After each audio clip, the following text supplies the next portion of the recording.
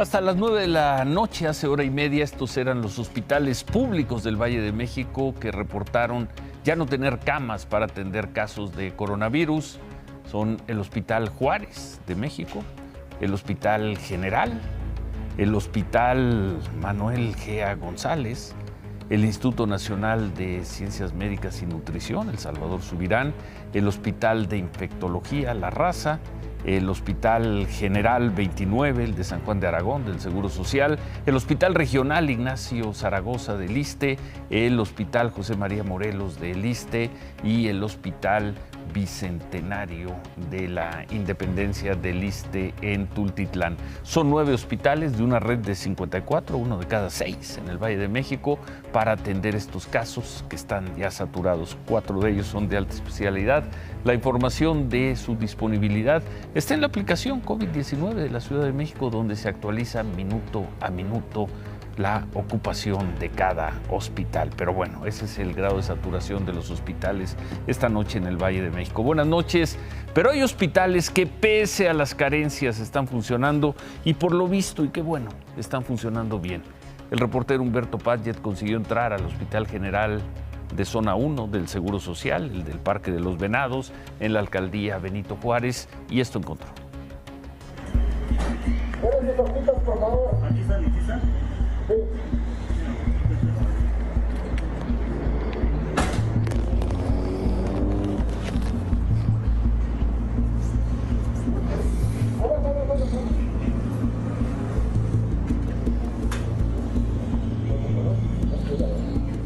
Son las 11 de la mañana y en menos de una hora, por lo menos 3 pacientes con coronavirus ingresaron así al Hospital General de Zona 1A, conocido como Venados, en la alcaldía Benito Juárez.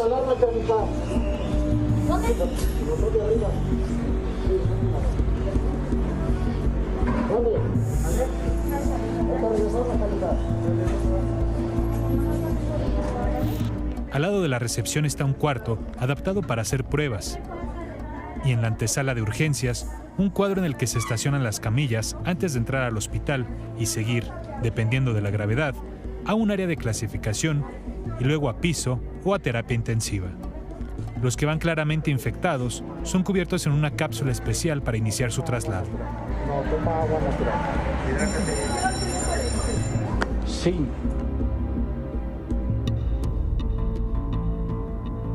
Sube tu codo, sube tu brazo.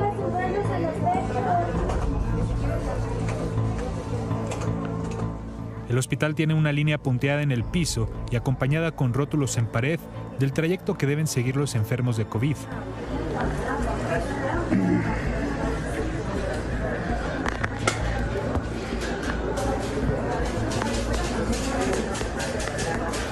También hay un elevador de uso exclusivo para ellos y el personal que los traslada.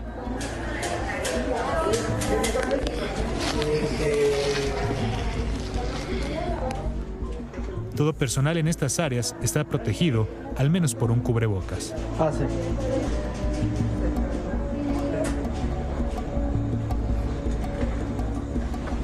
Les dejo a Ramírez Romero Mario.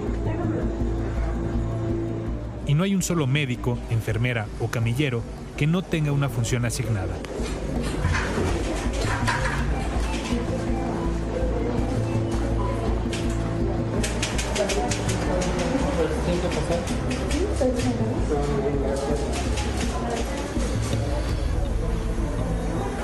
Don Juan Carlos, ¿qué edad tiene?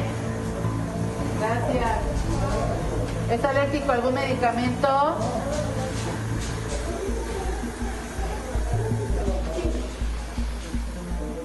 Nadie para.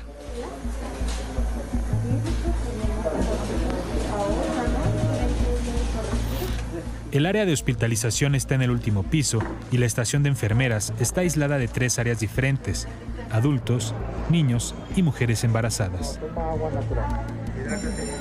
Donde son recibidos los pacientes, hay una pequeña recepción en la que familiares hacen los trámites de ingreso o se forman para pedir informes sobre pacientes ya hospitalizados.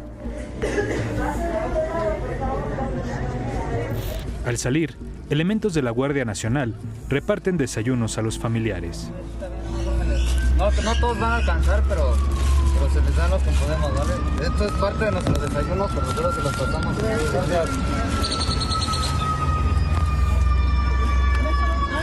Gracias. Sí, esto hacemos la fila aquí para que no se vean.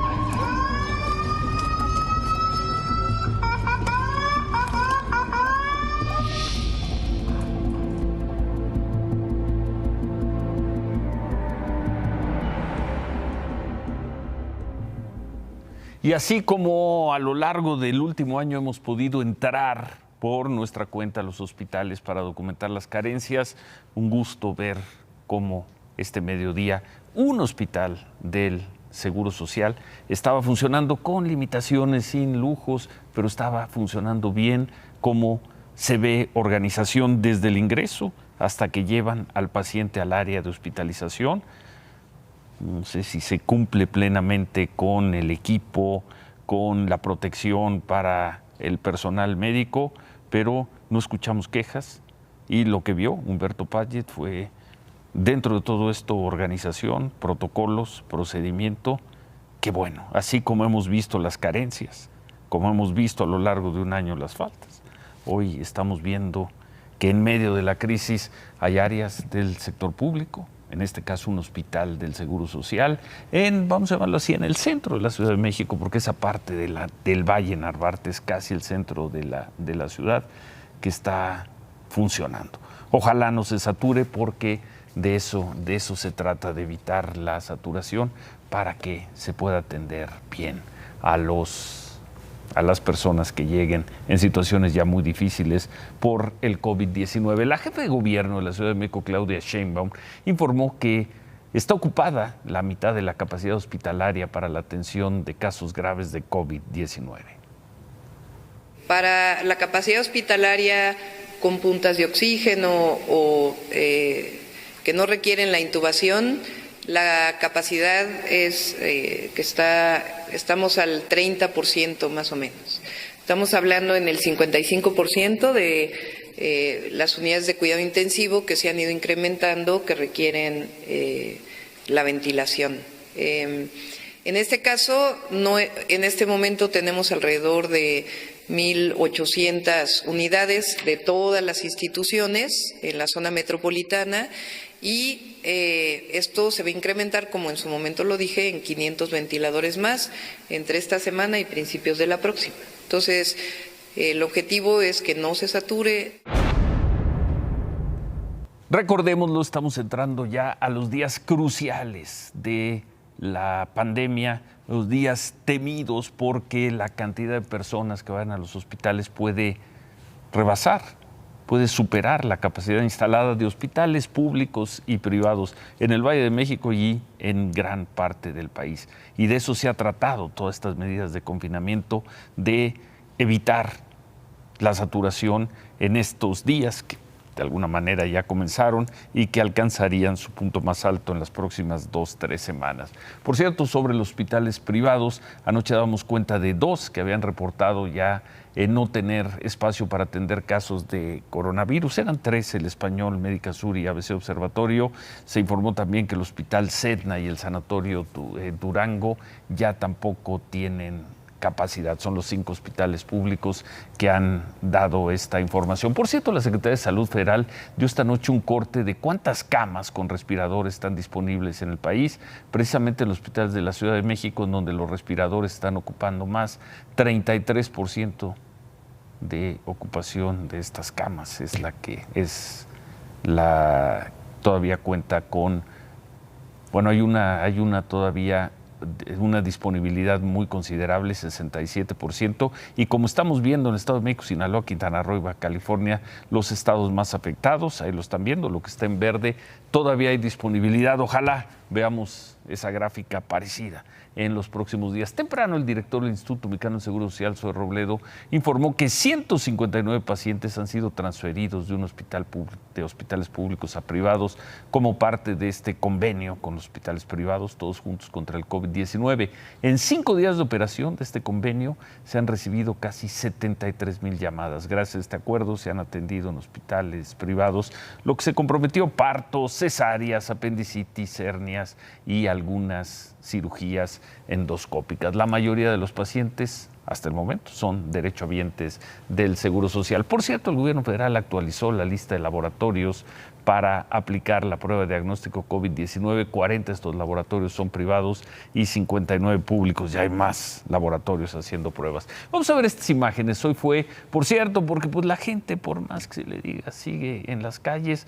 Hoy, día 28, fue celebración, como todos los 28, de San Judas Tadeo, y en el templo de San Hipólito, pleno centro de la Ciudad de México, en la Alameda. Los devotos acudieron como acuden siempre. Es día 28, no importa que sea coronavirus, es la fe. Y esto a pesar de que la única misa que se ofreció al mediodía fue puerta cerrada, con transmisión vía internet. No se permitió el paso, pero eso no impidió que los devotos acudieran. Quédate en casa. Si sales, mantén sana distancia. La aglomeración de personas incrementa el riesgo.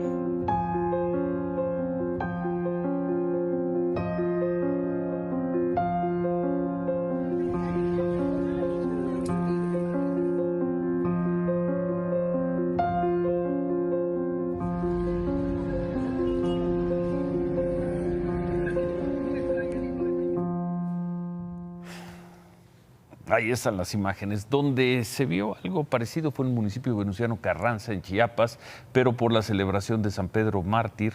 Ahí llevan 8 días de festejos sin que ninguna autoridad, ni municipal ni estatal, detenga estas fiestas como medida de prevención. Chiapas parece ser un territorio aparte de México. Hoy los habitantes salieron a recorrer en procesión la cabecera municipal.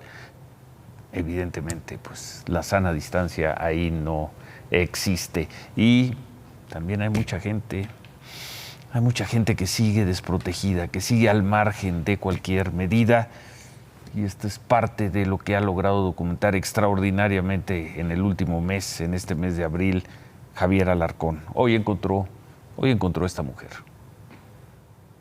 Hola Sofía, ¿cómo te trata el coronavirus? Mal. ¿Qué piensas del coronavirus? Nos ha afectado mucho en el negocio. No salen a comprarnos. ¿De qué es tu negocio? Uno es de verdulería y el otro es de comida, de pambazos y quesadillas. Este es este que tienes aquí. Ajá. Oye, ¿y estos niños no los ves muy desprotegidos? ¿No están ahí sobre la banqueta? Sí, pero ¿qué hago? Tenemos que estar en lo de escuela en línea y pues necesito yo estar aquí trabajando, entonces pues o entro y hago la escuela con mis hijos o trabajo y... ¿Y los cubrebocas? Bien, gracias, ¿verdad? Sí, ¿verdad? Ya sabes que entramos en la fase 3, en la más letal, ¿verdad?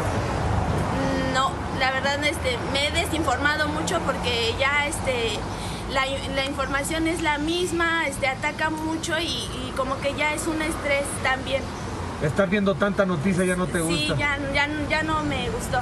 Nos hemos desinformado bastante. ¿Y los niños están contentos, están tranquilos, tienen miedo? ¿Qué te platican? ¿Son tus hijos? Sí, son mis hijos. Están un poco, pues, estresados también junto conmigo porque estamos corriendo. Es mucho trabajo y tienen pocas horas para distraerse.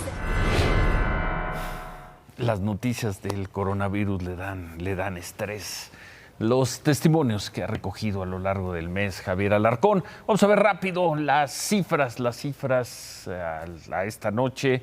Estados Unidos ya con más de 1 millón de casos y acercándose a las 60,000 muertes. Italia y España ya estacionados, no llegan a las 30,000 muertes, pero más de 200,000 casos. Y en México, 1,569 personas. Nos han dicho, por cierto, que manejamos las cifras como si se tratara de indicadores económicos y no con el debido cuidado, respeto al dolor, y tienen razón. 1,569 mexicanos han muerto por coronavirus y en las últimas 24 horas nada más murieron 135 mexicanos.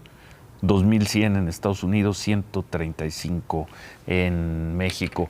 El porcentaje de letalidad sigue siendo altísimo. El de México respecto del mundo, ahí están las cifras, seguimos por arriba del 9%, y la famosa curva que algún día doblará a la derecha, pues por lo pronto no se registra así, 16,752 casos confirmados, esto por contagios, y por muertes, pues tampoco. Tristemente, lamentablemente, la curva sigue en ascenso. Vamos a ver ahora la lista de municipios, pero por cada 100,000 habitantes, no como los presenta el gobierno, por cada 100,000 habitantes. Ahí tienen en pantalla los 5 lugares donde hay más contagios en México. Centro Tabasco, por densidad de población, es el municipio con más casos, 74 por cada 100,000. Siguen Cancún, Culiacán, Tlalpan en la Ciudad de México y Mexicali. Cristal, así las cifras esta noche. Muy buenas noches, Ciro. Donde ya las cifras han ido cambiando, van hacia la baja, es en Australia. Y empezaron por lo mismo a suavizar las restricciones impuestas para frenar la propagación del coronavirus. Es una imagen histórica, ¿quién lo dijera? Personas llegando a una playa con su surf, con sus tablas. Les están permitiendo el acceso a partir de hoy a esta famosa playa de Bondi en Sydney. El acceso estuvo cerrado, Ciro, por 5 semanas. ¿Quién diría que esta iba a ser la gran imagen noticiosa del día en La Australia? invitación, eso sí, permanece en torno a que nada más van a surfear y se van porque sigue prohibido tomar el sol o jugar como en sea, la arena, pero ¿no? ya están saliendo. El mundo empieza a salir de a poquito. Muy condicionado, pero empieza a salir. Y hablando de celebridades, el actor Matthew McConaughey subió a sus redes sociales un video acompañado de uno de sus amigos. Vamos a ver. Buenos días, tardes y noches. Aquí Matthew McConaughey con un mensaje para todos. Por favor, si vas a salir de casa, asegúrate de usar mascarilla. Por favor. Tengo un amigo, un campeón, que también tiene un mensaje para ti. Hola amigos, les habla su amigo Saúl El Canelo Álvarez, solamente para recordarles que estamos en una gran batalla contra el coronavirus. Hay que vencerlos juntos. ¿Cómo? Quedándote en casa lo más que puedas, y si tienes que salir, ponerte una máscara o ponerte una bandana. Recuerda que hay que cuidar a nuestras familias, a nuestros amigos y vencer este pinche coronavirus. Vamos a hacerlo todos juntos. Yo uso uno para cuidarte a ti.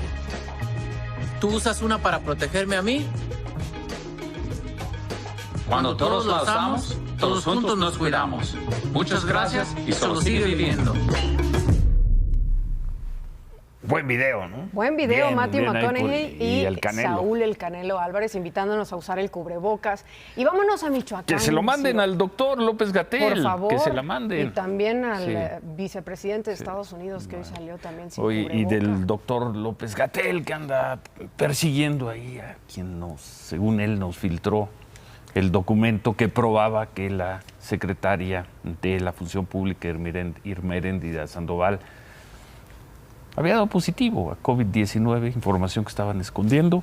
De eso, del doctor López-Gatell Irmeréndira, vamos a hablar al final del programa. Muy bien, porque en redes sociales ayer hubo algunos comentarios al respecto. Mientras tanto, Ciro, vámonos a Michoacán. Estudiantes normalistas bloquearon ahí las vías de ferrocarril en lo que corresponde a Tiripetío y Calzoncini en protesta por el supuesto cierre de sus escuelas. Desde esta mañana secuestraron vehículos repartidores y un autobús también de transporte público que fue recibido así por policías en un retén de seguridad. ¡Dale, dale, dale, dale, dale! ¡No puedes disparar, no puedes disparar! ¡No puedes disparar! ¡Me están tirando balazos, señores! Policías de Michoacán dispararon contra un autobús que transportaba normalistas del estado tras burlar un filtro de seguridad a la entrada de Uruapan. En estas imágenes grabadas desde el autobús en marcha se ve a 3 policías. El primero adopta claramente la posición de disparo. Un cuarto policía, que se ubica a un costado de una patrulla, también apunta su arma hacia el autobús. Cuando este pasa frente a ellos, accionan sus armas. En el video se escuchan más de 10 disparos. ¡Están tirando balazos, señores! ¡Están tirando, están tirando! El autobús no detiene su marcha.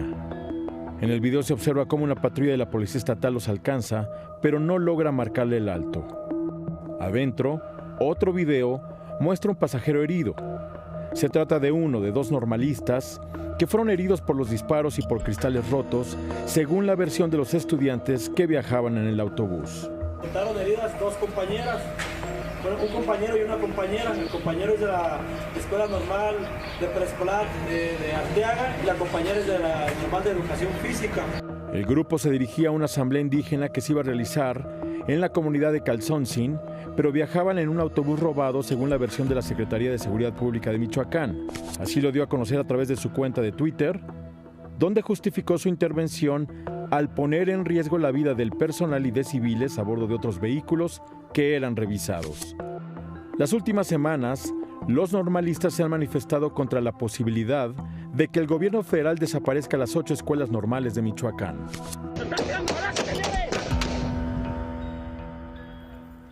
Sobre esto, la Secretaría de Seguridad Pública de Michoacán informó hace unos minutos que los normalistas realizaron al menos 5 acciones, entre bloqueos, quema de llantas y robo de camiones de carga, desde las 7:30 de la mañana. De los disparos de los policías estatales, el secretario de Seguridad explicó que el autobús subió de velocidad y puso en riesgo a los policías. Que quede claro, no bajaremos la guardia y no permitiremos por ninguna razón que quienes incumplen con la ley actúan libremente en perjuicio de nuestra sociedad michoacana. Que queden claras estas palabras, porque luego se suelen olvidar los hechos y empiezan los mitos, las supersticiones y los inventos. Había un retén. Los normalistas venían en un camión que ellos habían tomado prestado, expropiado, que habían robado, como suelen hacer, y que los guardan durante tiempo, autobuses privados los estacionan y luego los devuelven. No respetaron el retén, cruzaron, pasaron, y cosa rarísima en México, verdaderamente insólita. Frente a esta serie de violaciones hubo una policía, la policía de Michoacán, que disparó y al parecer disparó a las llantas, disparó para que se detuviera el vehículo, no disparó para matar a nadie. Que queden claros los hechos, porque luego empiezan las supersticiones que luego duran muchísimos años. Esos fueron los hechos hoy en Michoacán, Cristal. Vamos ahora al Estado de México, Ciro, porque ahí esta tarde pepenadores se enfrentaron con elementos de la Guardia Nacional y de la Policía Municipal de Los Reyes La Paz. Los militares les pidieron a los pepenadores que cerraran el negocio de reciclaje porque no es considerado como una actividad esencial durante esta contingencia por el coronavirus. Los pepenadores reaccionaron, se negaron, agredieron a los policías cuando intentaron llevarse un remolque de botellas con botellas de PET.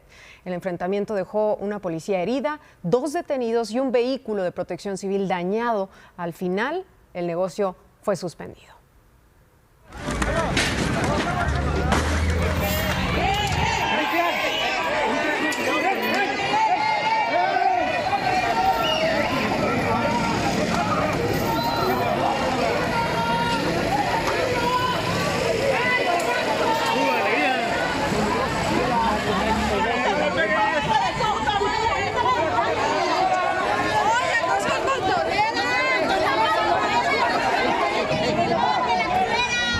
Se los van a llevar, ya llévenselo.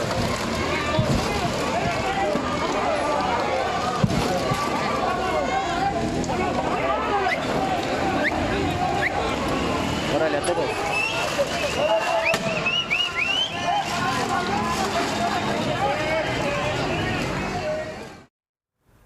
Sigue la tensión entre autoridades o elementos de la policía y estas personas que quieren seguir trabajando, pero por sus negocios son no esenciales. Así es, hemos estado viendo lo vimos la semana días. pasada y ahí acabamos de ver otro ejemplo. Es la autoridad tratando de imponer el orden, tratando de imponer las medidas, y personas que dicen, ¿por qué nos detienen? Tenemos que sacar nuestro dinero, tenemos que estar en las calles, tenemos que sobrevivir. Tenemos que seguir trabajando, así es. Vamos ahora a estas imágenes, Ciro. Se trata de una riña entre vecinos de la colonia Hank González. Sucedió en Ecatepec. Ahí la policía municipal llegó para calmar la situación, detuvo a 3 participantes en este pleito y los subieron a la patrulla, pero los vecinos se los arrebataron.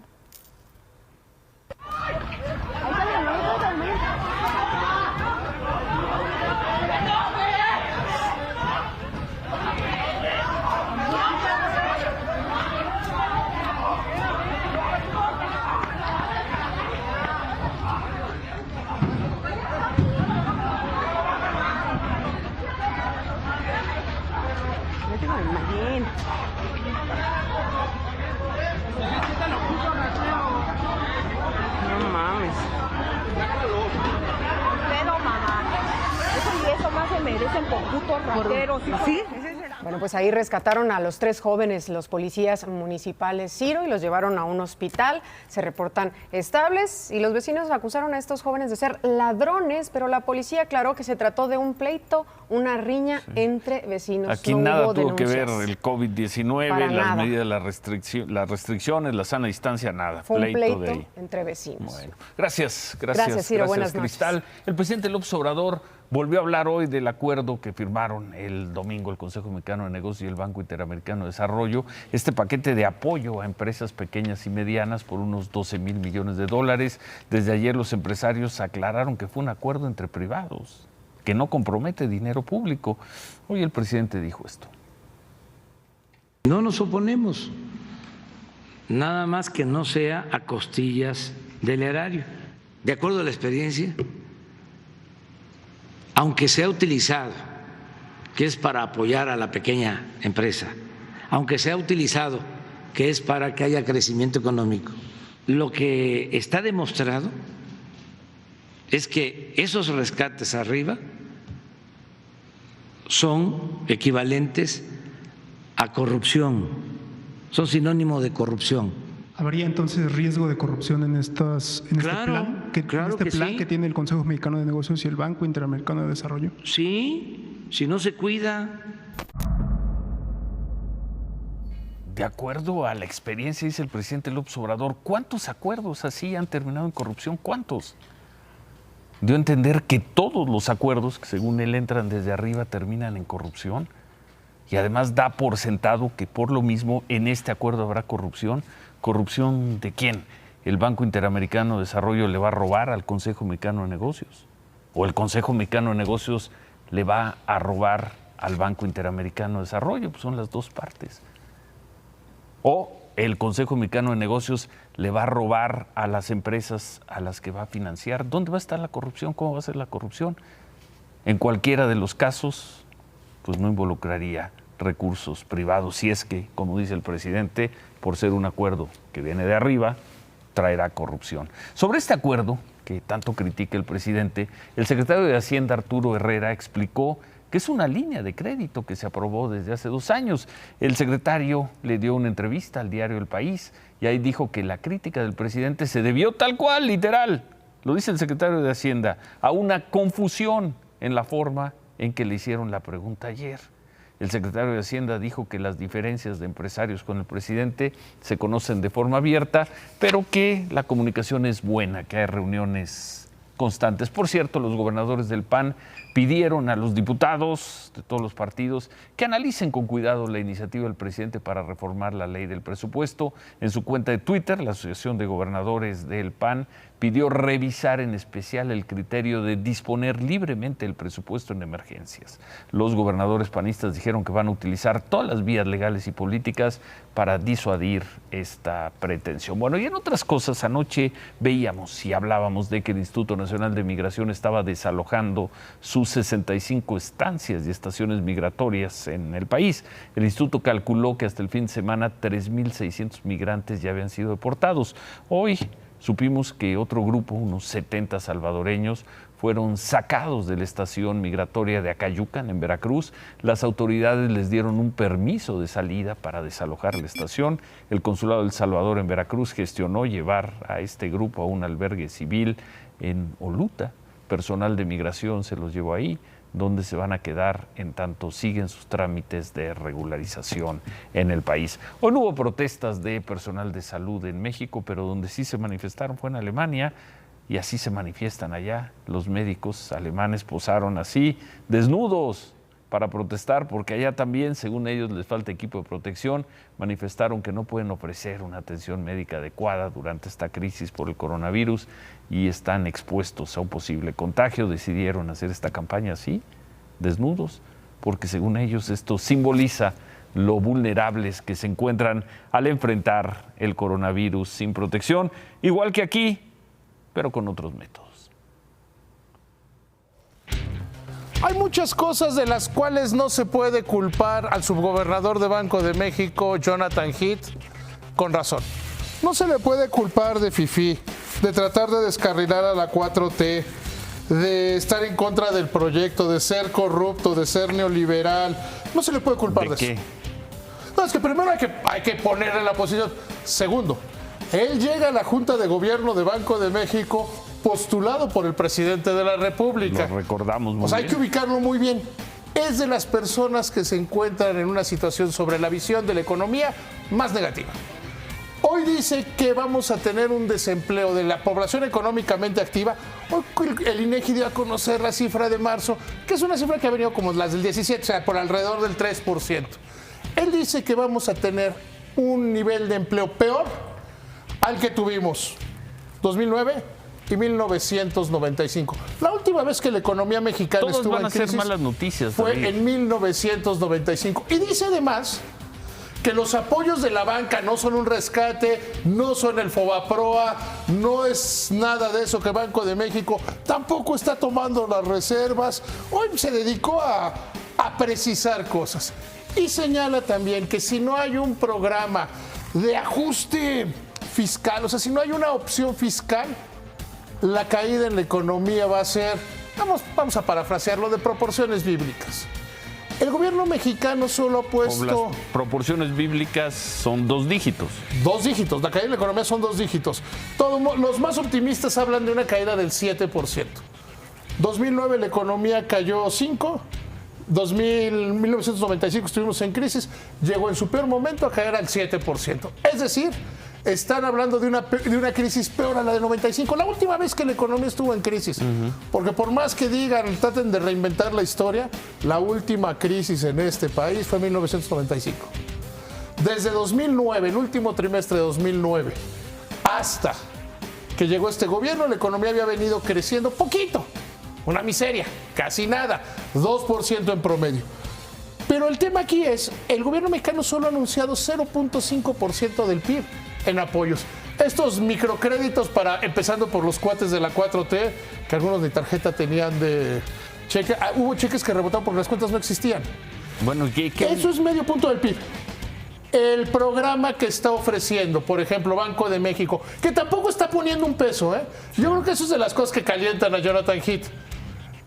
Son 3.3 del Producto Interno Bruto. Gobierno 0.5, 3.3 del PIB. Y el programa ese que siguen sin entenderle de factoraje, el Banco Interamericano de Desarrollo y el Consejo Mexicano de Negocios, son 12,000 millones de pesos.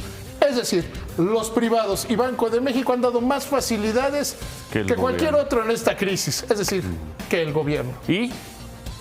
Pues que lo tienen que hacer. La crisis, eventualmente, hacia el último trimestre del año, eventualmente empezará a reabrir la economía y empezará la recuperación. Va a haber empresas, va a haber cadenas productivas, va a haber posibilidad de recuperarse en materia económica. Ojalá. Pues ojalá. Sí, ojalá. Ojalá. Ojalá. Y ya tiene que seguir habiendo líneas de liquidez a las empresas. Déjala y remátala, David. Es importante tener claro lo que hoy anuncia como gran novedad Petróleos Mexicanos. Se supone que es el programa de austeridad del gobierno. No viajes en primera, no celulares, disminuir gastos de operación. No chiflen, que es cantada. Ay, Javier. Sigo, amigos, de regreso. El coronavirus, la lucha contra el COVID-19 lo logró en el mismo equipo el Perro y José Ramón Fernández. Regresamos con ese video. Buenísimo, ya lo vi, muy bueno. Y regresamos a propósito de un tuit que difundimos ayer, poco antes de las 4 de la tarde. Hoy el doctor López-Gatell grita ladrón, para ver quién lo filtró, como si hubiera sido una filtración. Pero nada dice de por qué escondieron la noticia del contagio de la secretaria Ermeréndira Sandoval. Regresamos con eso. Sí, amigos, ¿cómo están? Hoy se funda el Héroes Fútbol Club, un esfuerzo de las voces deportivas clásicas en México para tratar de contribuir a la conciencia de este momento, porque el torneo es muy corto, es muy intenso y auténticamente es a matar o morir. El Perro junto a José Ramón, sí, se logra en este sencillo esfuerzo, pero que tratará de llegar profundamente para rendir homenaje a los médicos, camilleros, enfermeras, personal de mantenimiento que está en la primera línea tratando de ganar este partido tan duro para México.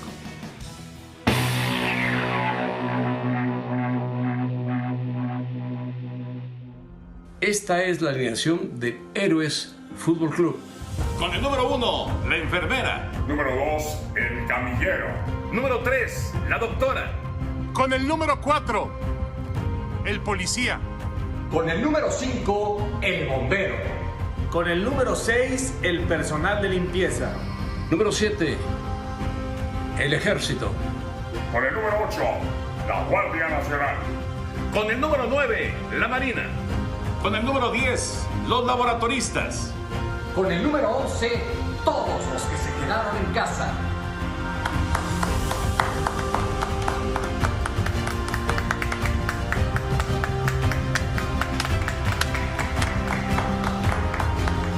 Con este equipazo arranque el juego de nuestras vidas. Avanza el cubrebocas. Combina con sana distancia. Se apoya en lávate las manos frecuentemente y por lo menos durante 20 segundos. ¿Qué está pasando? Todos llegan bien armados a la zona de definición. Van a aplanar la curva. Maldita sea, algunos no entendieron la jugada y se están saliendo. Recuperan el horizontal. Todos juntos tienen la victoria. La tenían, era suya y no la dejaron ir. ¡Gol! ¡Golazo! ¡Aso! Esta victoria es nuestra. Pero ningún jugador puede fallar. Faltan semanas de concentración. ¡Vamos, México! Viene la parte más dramática de este desafío y vamos a ganar. Quédate en casa.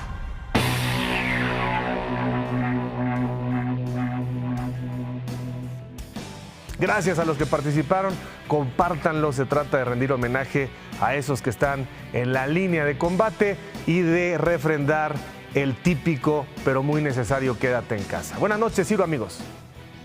Gracias, Javier. Hacemos una pausa y al regresar el doctor López-Gatell grita ¡al ladrón, al ladrón! Pero nada dice de por qué escondieron la noticia del contagio de la secretaria Irmeréndira Sandoval. Regresamos con eso. En el caso del positivo en la prueba de coronavirus de la secretaria de la Función Pública Irmeréndira Sandoval, el doctor López-Gatell grita ¡al ladrón, al ladrón! Por cierto, en particular la información que se filtró representan una grave violación, grave violación a la ética del servicio público y estamos investigando quién fue quien filtró la información, porque se filtró la tabla de datos de las personas involucradas con sus nombres y eso es una grave violación que sin duda cuando investiguemos quién fue quien filtró tendrá una sanción muy importante. Está bien que investigue quién, según él, filtró la información que ayer a las 3:50 de la tarde difundimos nosotros en nuestras redes sociales. Que lo haga, que persiga, que castigue. Pero el doctor no habla de lo fundamental. Él ha prometido transparencia en la crisis de la pandemia y él y la secretaria Irmeréndira escondieron una semana la noticia de que dio positivo a coronavirus. Nosotros tenemos más de la historia. Ayer en la mañana la Secretaría de la Función Pública se negaba con nosotros a reconocer la información de contagio. Ayer en la mañana, doctor López-Gatell, no fue sino hasta que les hicimos saber que teníamos el documento filtrado, la grave filtración, no fue hasta entonces que por lo visto decidieron dar la noticia. Busquen al filtrador, pero digan también por qué escondieron esa información que ni era vida privada ni era trivial. Se quedan con qué importa. Gracias, buenas noches. Vamos a salir adelante. Ánimo.